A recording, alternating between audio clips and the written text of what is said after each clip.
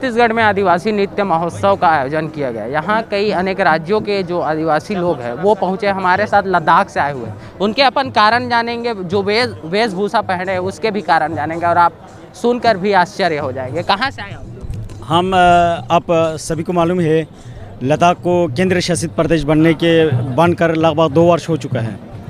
तो लद्दाख क्षेत्रफल की दृष्टि से देखा जाए तो काफ़ी बड़ा है और प्राकृतिक सौंदर्य की दृष्टि से देखें तो लद्दाख जो है हमारा भारत देश का एक बहुत खूबसूरत जगह है, जो झीलों, पहाड़ों, हिमनादों से सुशोभित है।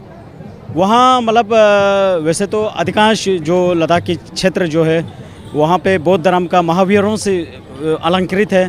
जैसे राजा अशोक, कनिष्क, प्राचीन काल में बौद्ध धर्म का आगमन हो चुका था। तो लद्दाख भारत देश का एक बहुत ही खूबसूरत जगह है। तो हम लद्दाख के निचले भाग जो सिंधु नदी के दाएं बाएं तटों पर अवस्थित है, केवल 4 ही गांव है जो दा, हनु, गरखुन और दर्चिस के नाम से जाना जाता है। तो ये आर्या घाटी के नाम से विश्व में आज प्रसिद्ध है।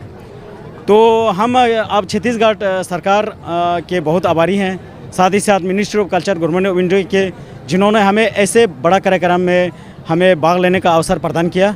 तो कहने के तात्पर्य ये ही है कि हमारा जो क्षेत्र है पाकिस्तान सीमा में है, तो वहाँ प्राचीन भारत की संस्कृति, वहाँ सिंधु घाटी सभ्यता, वैदिक सभ्यता, ऐसे आर्य सभ्यता से जुड़ा हुआ एक समृद्ध संस्कृति आज भी जीवित है। तो इस तरह के अवसर के माध्यम से ही इस संस्कृति का संरक्षण और संवर्धन हो सकता है। यहाँ कौन सा प्रोग्राम करने वाले हैं? तो आप सभी को यहाँ पे हमारा तो विवाह से संबंधित हमारा लोक नृत्य होगा। यहाँ पे हम आशी को शाम को यहाँ पे प्रस्तुत करेंगे जी। मुझे कुछ महत्व जाननी थी। जैसे ये हो गया, आप लोग ये पहने कपड़ा, वेशभूषा पहने, ये बहुत अच्छा लग रहा है, बहुत सुंदर जच रहा है। तो इसका मतलब क्या है? आप सभी को मालूम ही है कि लद्दाख जो है चारों तरफ से बर्फ़ से ढका हुआ है। सर्दियों में लगभग 6 महीना पूरा लद्दाख जो है मतलब जितना भी दारे हैं, एक तो रोहतांग टनल है, दूसरा हमारा जुजिरा जो है दर्रा है, ये सभी बिल्कुल बंद रहता है। तो वहाँ इतना भयंकर ठंडा होता है।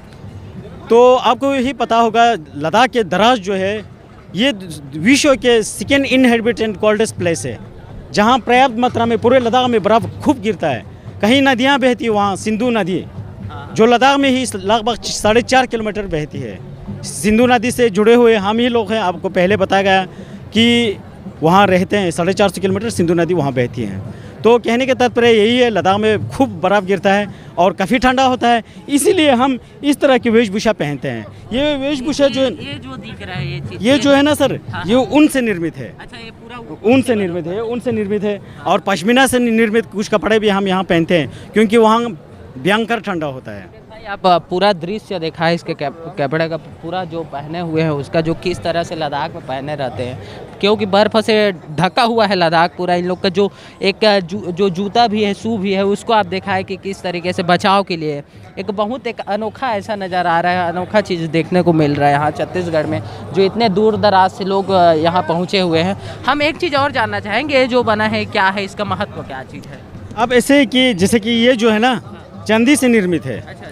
यहाँ खास करके पुराने बहुत से ऐसे आभूषण हैं, जो आभूषण जो है ये सोना, चांदी, इसी तरह कई रत्नों से मतलब निर्मित होते हैं। ये तो ये भी चांदी से निर्मित है। आप देख सकते हैं प्रत्यक्ष रूप से। महत्व क्या है वहाँ लद्दाख में? इसका कुछ महत्व है, ऐसे कुछ आकार दिया गया है? आप हम सभी को मालूम है, रतन पहनने से कहीं हम जैसे कि अनहोनी बहुत से बुरे चीज़ों से बच जाते हैं। ये हमारा पूर्वजों का कथन है। जी। आप लोग का कैसा लग रहा है छत्तीसगढ़ आए? दूसरा यहाँ पे आप देख रहे हैं कि ये फूल है, ये फूल देवताओं का फूल है। अच्छा। इसकी भीतर जो है एक बीज होता है, लगभग जो है ये जो बीज जो है लगभग 12 साल तक वो कभी भी सूखता नहीं है, ऐसे ही रहता है। ये फूल ही है, इसको हम मुंठुत कहते हैं। अच्छा। तो इसी तरह यहाँ पे अभी भी ओरिजिनल फूल है? हाँ, ओरिजिनल है। ये देवताओं के फूल के नाम से मतलब है उसको।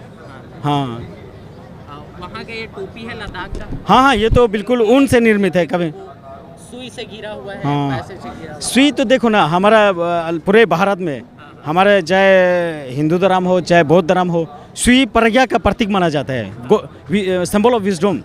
और दूसरी चीज़ है कि सुई मतलब राग, द्वेष, मोह जैसे कहीं कलशों का ख़त्म करने का एक प्रतीक माना जाता है, फूल खुशी का प्रतीक है जी। आज हमने आपको मिलाया है लद्दाख से, ऐसे ही कई अनेक राज्यों से जो लोग आए उससे भी हम आपको रूबरू करवाएंगे कि उसका महत्व क्या है और उनके राज्यों में चल क्या रहा है। एक और बात अपन भूल रहे हैं, एक बार बोल दीजिए छत्तीसगढ़िया सबले बढ़िया। छत्तीसगढ़ जो है ना बहुत बढ़िया, बहुत खूबसूरत, यहाँ के लोग बहुत अच्छे, प्यार मोहब्बत से भरे हुए। हमें ऐसे लगा कि हम देवभूमि में आए हैं। लद्दाख में कैसे बोलते हैं, लद्दाख में क्या रहता है? छत्तीसगढ़ मार देमो, छत्तीसगढ़ मार ठालो, छत्तीसगढ़ तो रिया एंड मैं बिल्दू मार गामो। छत्तीसगढ़ मस्कितपो। Okay sir. भारत ये आप सुने छत्तीसगढ़िया सबले बढ़िया, जो लद्दाख से यहाँ छत्तीसगढ़ पहुँचे। ऐसे ही आप कई अनेकों लोग से मिलाते रहेंगे जो यहाँ छत्तीसगढ़ पहुँचे। कैमरा पर्सन हितेश साहू के साथ सोनू साहू, आरजे न्यूज़ रायपुर।